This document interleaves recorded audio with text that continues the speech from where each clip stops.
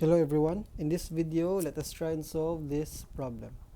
We have a ball is fired at an angle of 45 degrees from the ground at a velocity of 10 meters per second. The ball was fired at ground level. Determine the distance from where the ball was fired to the point where the ball touches the ground. So let's try and solve. Solution. Okay, so we have the ball was fired at ground level. So if we try and visualize the problem, we have the ball and this would be the ground level. Now it was fired at an angle of 45 degrees from the ground. So we have this is a meter 10 meters per second and 45 degrees. Now determine the distance from where the ball was fired to the point where the ball touches the ground. So if the ball was fired at an angle of 45 degrees from the ground, it is angled going from this figure going towards up to the right.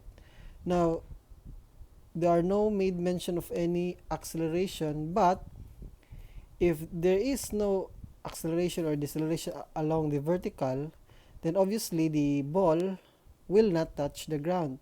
So there needs to be an acceleration along the y, which is the gravity, so that our ball will eventually touch the ground. So that when it touches the ground, this is the question of the problem. Determine the distance from where the ball was fired to the point where the ball touches the ground. Now this kind of problem, this is what we call the projectile or motion in a projectile or projectile motion problems. Now this kind of problems are probably familiar to you since you've already encountered these kinds of problems in your physics subject. Now to solve problems such as this, it's best to separate the horizontal and vertical motion. Now since we have x is the question of the problem, it is a distance under the horizontal motion. So let's start with the horizontal motion. Now for the horizontal motion, we have the x of the final with the x of the initial plus the x of the velocity of x initial times the time. So if we set this point over here as our reference for the x axis, not reference. So any distance going to the right of our reference is positive distance, and any distance to the left of that is the negative distance. And we set this point where it was fired as our initial point, and then to the point where it lands as our final. This is the initial and this is the final point. Okay, so we have the initial and the final point. Now if the final point would be this distance, this is now x, while the xo, since initially the object was right here, its distance from the reference line is 0, plus the initial velocity along the x I times time. Okay, to solve the vxi, well, we have 10, this would be the vxi, and then the vyi. The initial velocities along x and y, where we have this is 45 degrees. So solving that, we would get vxi and vyi. This is 10 cosine 45 degrees. This is also 10 cosine 45 degrees. Because from this triangle, you can see, this is adjacent, sine is x, this is sine. Okay, so the x is 10 cosine 45 while the y is 10 sine 45. So solving that, we have 10 sine 45 degrees.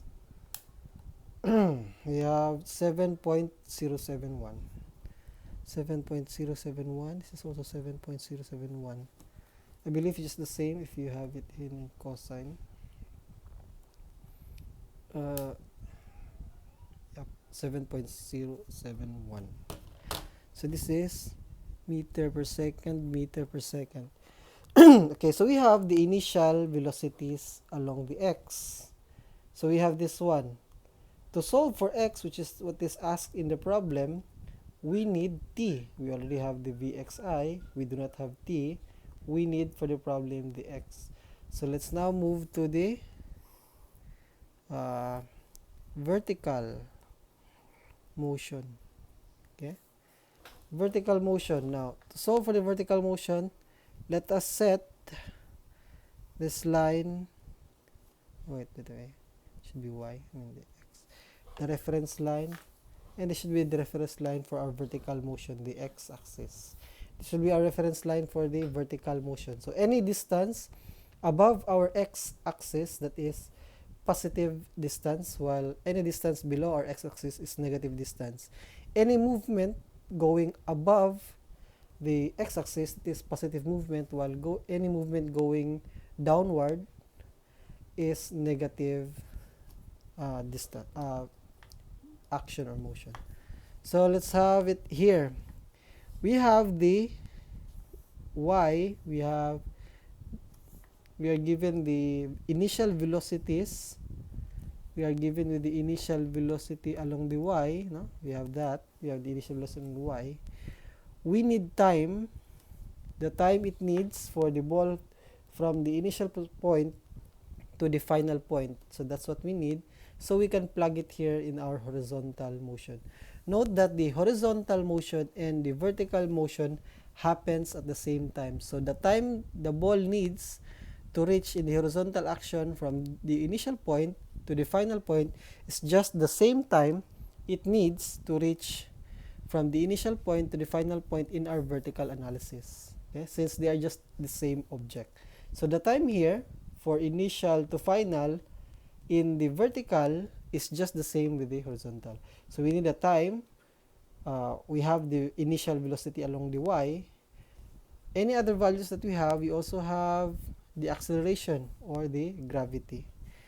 The gravity is 9.81 meter per second squared.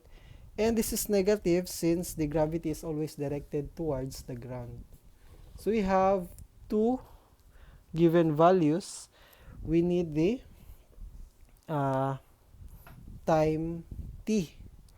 Now, which among the three formulas can we use? Now, note, we do not have the final velocity at point of the final.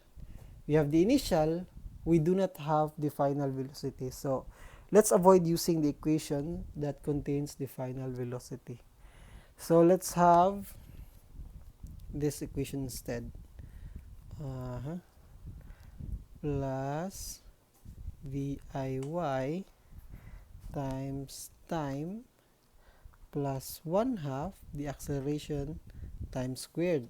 Okay, this is another equation for the vertical motion. If we set the x-axis as our reference line for the vertical motion, so we have at the initial point, the ball is located here, its distance from our reference line is 0. So we have it here 0.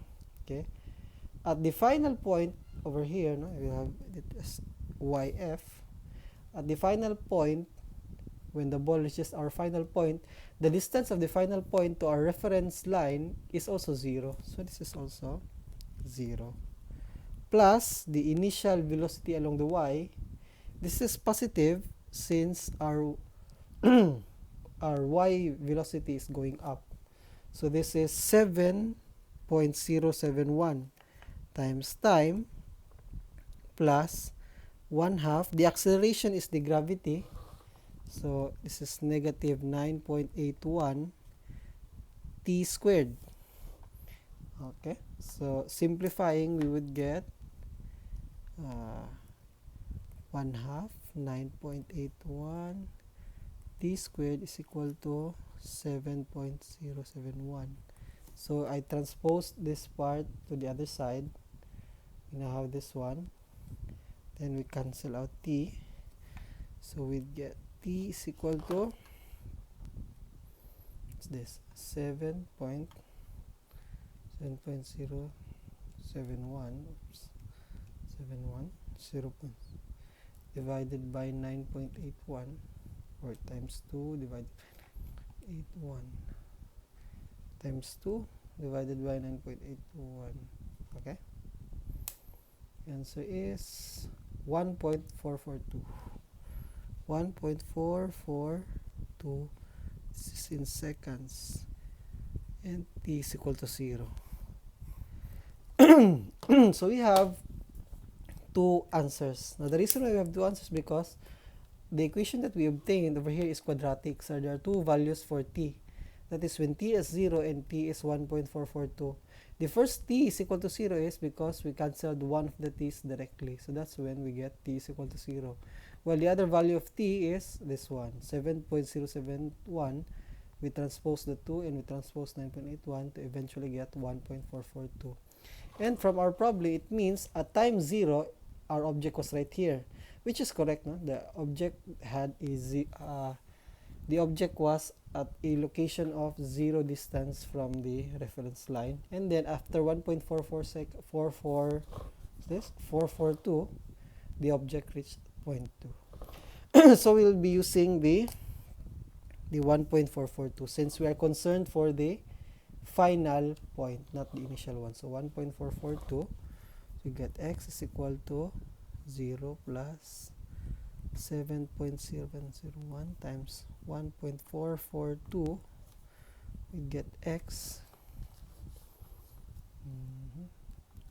1.442 times 7.071. Okay, 1.4 times 7.701. 10.2. Let's just round it to 10.196. We have the 10.196. This is in meters. And we have our final answer, 10.196 meters.